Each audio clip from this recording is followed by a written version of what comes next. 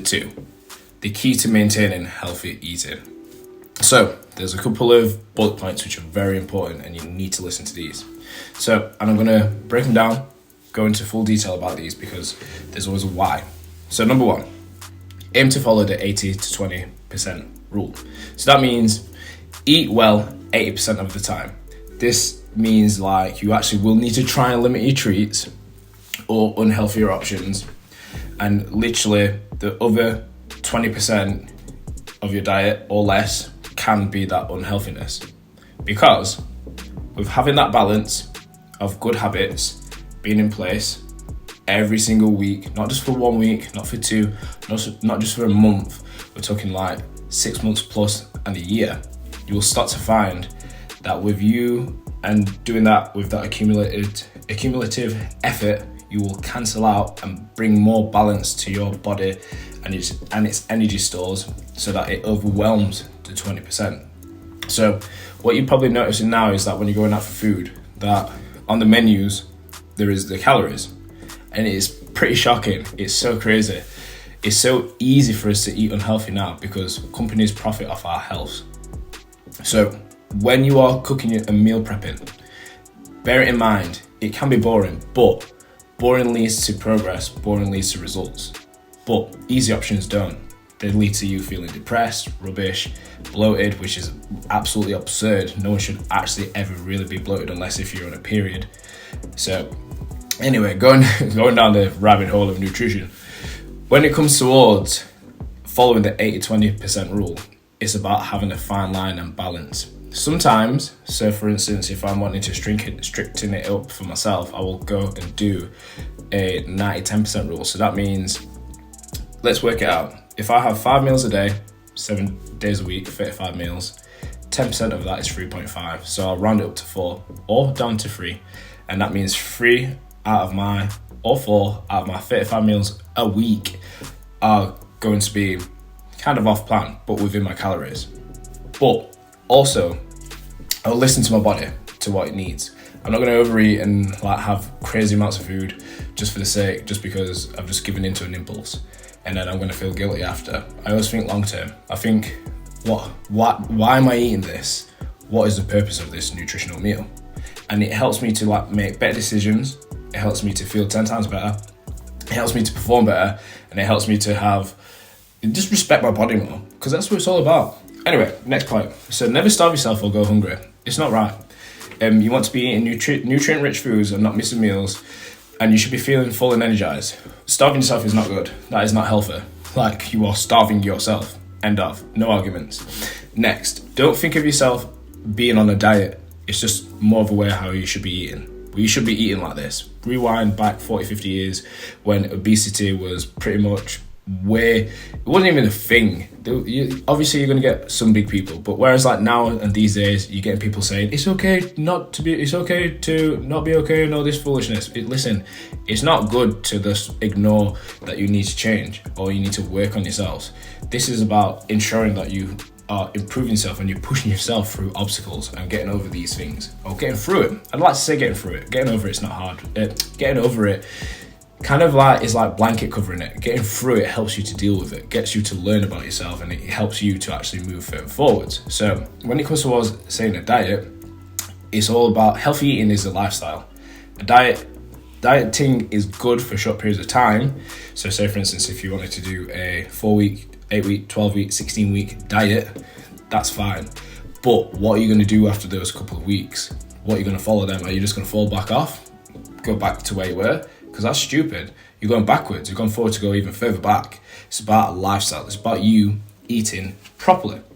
Next point. Preparation is essential. It's non-negotiable. You have to prepare. Fail to prepare, prepare to fail. Simple as that. You have to make time for yourself. You have to make and have dedicated days where you do your shop. Non-negotiable, because it's for your health, it's for your energy, it's for your house, it's for your flat, for where you live. Even if we're with parents, nothing's stopping you. You don't need to be. And also, healthy eating is actually cheaper than eating out these days. Don't care what no one says. We've got Aldi, Lidl, we've got Costco, we've got cheap places where we can go to bulk buy or get cheaper items. Even if so say for instance, if you go out for a meal and you had like a trio of meat, let's say for instance, do you know, if you think about the cuts of meat that are on that plate compared to you going to a butcher's, you're gonna get way more in a butcher's for like a fifth of the price for more days compared to just a plate of food, just what looks fancy for Instagram. So it's like, when it comes towards healthy eating and preparation, don't fall into the old mindset of thinking, oh, it's too expensive. It's not. It's only expensive because you're not changing your way of your lifestyle. If you're still going out, boozing, doing this, that, and the other, and you're trying to eat healthy at the same time, you're going to clash. Something needs to give way to make room for new things. Also, experiment with cooking. When it comes towards this, cookbooks, YouTube, oh my God, there is so much information on YouTube. Google, asking your parents, friends, family, book recommendations, whatever. Experiment with your cooking. Like, do not make things boring for yourselves, and don't complain about being bored about food when you're clearly not even searching for any other solutions to resolve that issue. That's just being lazy. Share the responsibility. If you want to, it is a lot harder to succeed on your own. So if you've got a family, partner, or someone who's around you, like, speak about it. Like, it's good to talk. It's okay to get help, you know, like, and it can be hard, especially if you're not used to asking for help. So say for instance with your partner, and if you just started off your fitness craze, try and get them involved. It will help you both. The best way to help others is to help yourself. It sounds selfish, but people brand selfish as so negative, but you do need to be selfish to look after yourself, because how are you going to look after yourself if someone else is doing it for you? It doesn't make sense. Anyway, make small, gradual changes. So that means when you're trying to do a big, massive overhaul and you always fall back, big, massive overhaul, fall back, it's probably a good time to just make small, little changes and let them accumulate, because it's going to help you out massively in the long term. So say for instance, if you've failed with your diets in the past, bring it back to just changing one meal. So say for instance, if you're struggling with just having breakfast, focus on just your breakfast. And once that gets locked into place, then focus on your lunch. When that gets locked into place, focus on your dinner, focus on your snacks, everything else. One step at a time. Everyone's different. Some people are able to adjust and adapt pretty quickly. Some people aren't, because they've got commitments, different stress levels.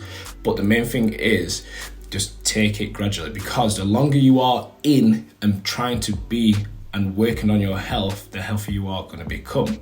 So say for instance, if I have a client for 1 year compared to a client for 1 month, the client of 1 year, I should say up here, is going to learn way more than someone over a month, because trying to get a year's worth of knowledge in 1 month, you may get it, you may hear it all, but you're not going to be able to digest it. So it's better to be gradual with these things, because for yourself, you're going to be able to understand so much more and like actually apply, experiment. You're going to be able to go through all of the points what we spoke about. So again, 80-20% rule, starving yourselves, not doing it, thinking about this being a lifestyle, and also experimenting with your cooking, sharing responsibilities. You're going to be able to do that easily through the years, I should say, because even for myself, like being a personal trainer, life coach, father, like I've been able to implement all of my practices and make my lifestyle improve and help myself to become healthier.